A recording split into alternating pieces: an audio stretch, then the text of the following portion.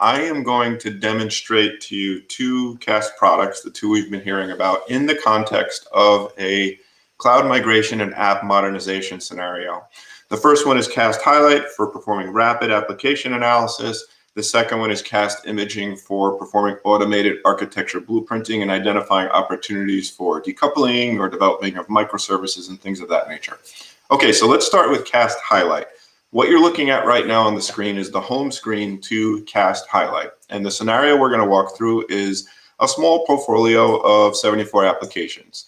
As you heard from Rado a few moments ago, this would take a few hours to onboard this many applications, especially if you're automating the source code analysis process. The first thing that might catch your eye is these three colored tiles at the top here, which represent the three primary software intelligence insight categories that you can get out of CAST Highlight. Software health, again, is about resiliency, agility, complexity of the applications. Cloud readiness is measuring how ready applications or a portfolio of applications is to go to the cloud, and more specifically, be deployed in more of a cloud native state or start taking advantage of platform as a service. And then, as you heard a few moments ago from Kevin, open source safety is more about this software composition or identifying the risks associated with using third-party or open source components in the software. But let's drill into the cloud readiness area for purposes of today. Okay, when I click on that tile, it brings me to one of our classic portfolio level dashboards in CAST Highlight for building that roadmap to the cloud. And this is a great example that shows how we're combining both qualitative information coming from surveys. So for example, here on the vertical axis, we see business impact, which comes from a few survey questions filled out for each application. That's on a scale of 0 to 100. And on the horizontal axis, we have cloud readiness, which is coming from analyzing the source code, but also we augment that with a few survey questions for each application, also on a scale of 0 to 100. And each one of these bubbles represents an application in the portfolio. So an architect could start to use a dashboard like this to start segmenting and prioritizing applications for cloud migration and building that roadmap. However, as you heard from Olivier, in our most recent product release, we released this innovative new dashboard called the Portfolio Advisor for Cloud that actually automates the segmentation and prioritization recommendations for a portfolio.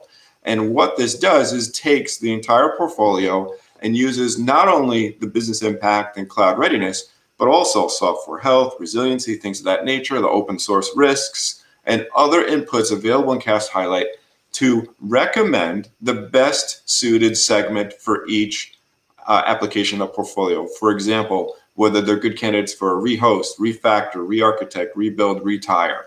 And you see the distribution of each of those applications in the portfolio across those segment recommendations.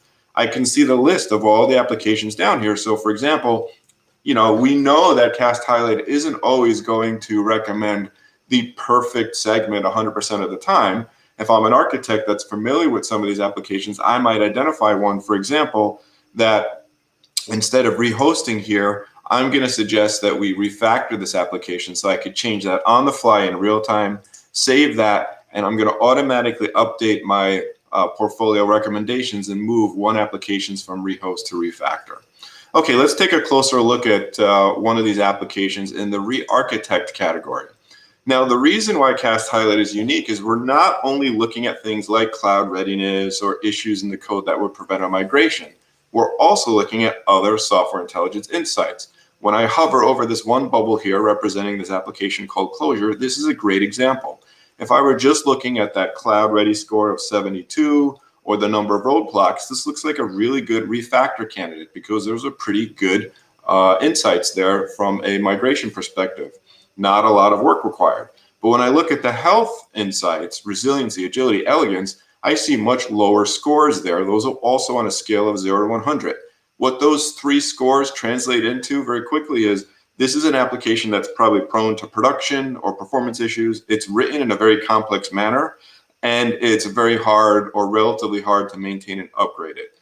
So Highlight is using those insights to now automatically shift this application from potentially initially thinking it would be a good refactor candidate into the re-architect bucket, because the recommendation is to maybe fix some of those resiliency or health issues along with removing the roadblocks that would prevent a migration to the cloud.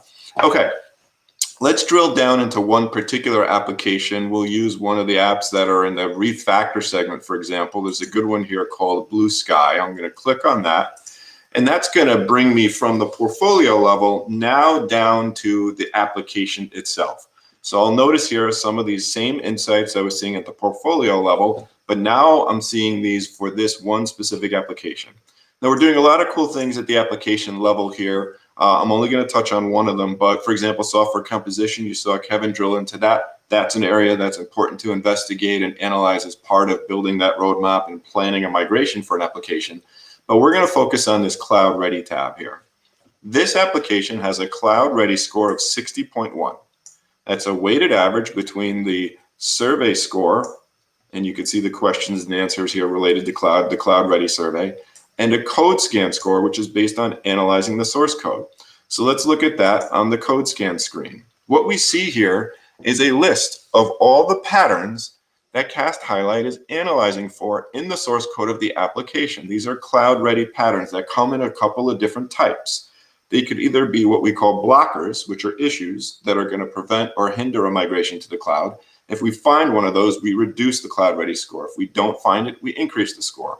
Or they could be what we call boosters. You'll see these green icons here. These are good practices we're finding in the application that are actually making it more cloud-ready, and that will also increase the score. Let's take a closer look at one of these. I'm going to sort it by this column here called roadblocks. This second one here, using COM components. It's a very common practice in an on-prem C# application. However, this is not going to work well in a cloud native state. This is a blocker.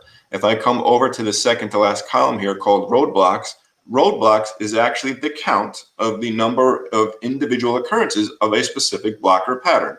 So in this case, when we see the number 32 here, that means we found 32 roadblocks or occurrences of the use of COM components. That's one of those blockers. If I click on that, it brings up a list of all the files in this application where we found that blocker pattern.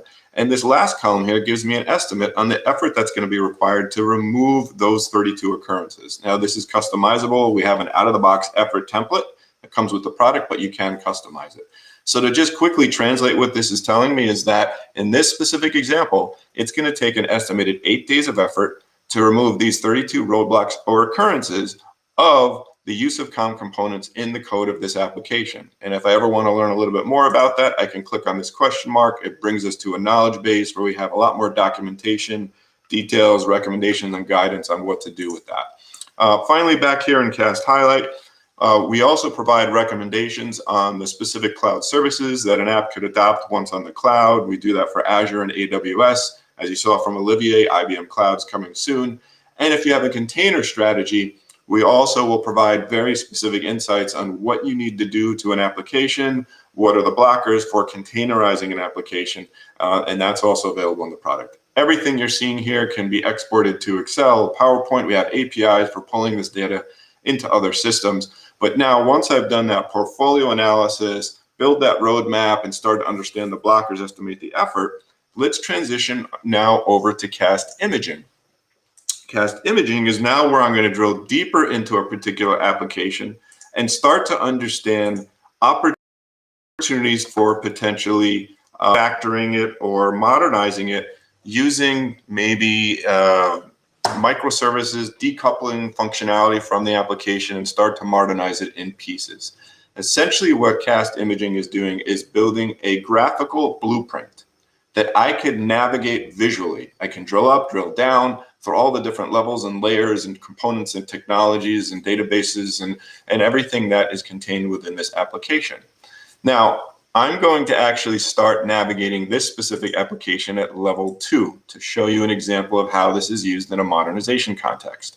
We refer to this as our service layer level because, as you can see here, I can instantly start to understand the overall architecture of this system. I have my presentation layer here, my business logic in the middle, my data layer in the bottom. So if I'm an architect not that familiar with this application, I can instantly start to discover the architecture of this system. It's a typical 3-tier architecture.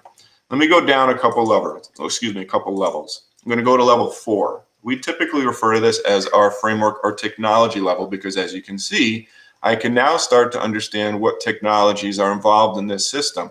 In my presentation layer, I see I have some ASP.NET, some JavaScript, some HTML5.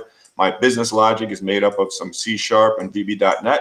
Again, I could instantly surmise that maybe there's already been some modernization done on this application, because you could see now there's some more modern C# that's probably been maybe replacing some of the legacy VB.NET in recent iterations of the application. And then obviously I have some SQL Server in my data layer here. Okay, another way that you can navigate a blueprint in CAST imaging is using more of a transactional view, where we're now going to limit the objects in the blueprint to only the objects used in a specific function or transaction of the system. So I'm going to actually search for a particular transaction that I'm thinking about modernizing, calling article manager.aspx. And here's the blueprint for this specific transaction within this application.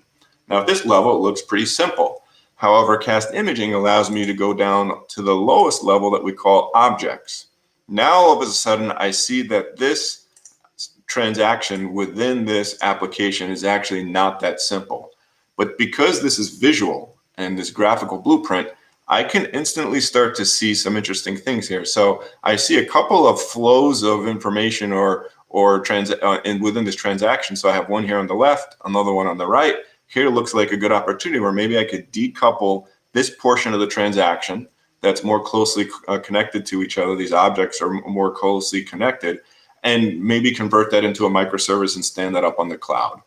But if I look a little bit more closely, I notice something interesting. There's actually a dependency from this tree on the left to the one on the right. I can't simply just disconnect that without addressing that dependency. So that's the first thing I'm going to identify for the development team. So as an architect, I can highlight those objects, add a little note here that we want to remove that dependency so that we could take this group of objects on the left afterwards and convert them into a microservice and stand them up potentially on the cloud. I can then add that note myself as well, that I want to create a strangler pattern that takes these objects and converts them into a microservice. In fact, another way I might want to view this blueprint is in more of a hierarchical, the force view, so that I can see instantly here that maybe I validate that I am selecting a group of objects that is less tightly connected to the rest of the transaction. So yes, I see less lines here. I've selected a good group of objects that I want to strangle off, decouple, convert into a microservice. At any point in time, if I want to go all the way down to the lowest level, I could simply click on any of these objects here, and I can actually view the source code at any point in time, and to go all the way down to the source code level while I'm viewing those. So very quickly, what I just want to review, in just the last couple of minutes, I started at the highest level, viewed the architecture, drilled down to the technology and frameworks, went down to a specific transaction within that piece of software, and then looked at just the objects I want to decouple and convert into a microservice. And I did that literally just in a couple of minutes. All right. So we started with CAST Highlight, build that roadmap to the cloud, looked at the blockers, estimated effort, and then came over to CAST Imaging to start identify specific opportunities for decoupling, conversion to a microservice, and moving up to the cloud. So that concludes the demonstration.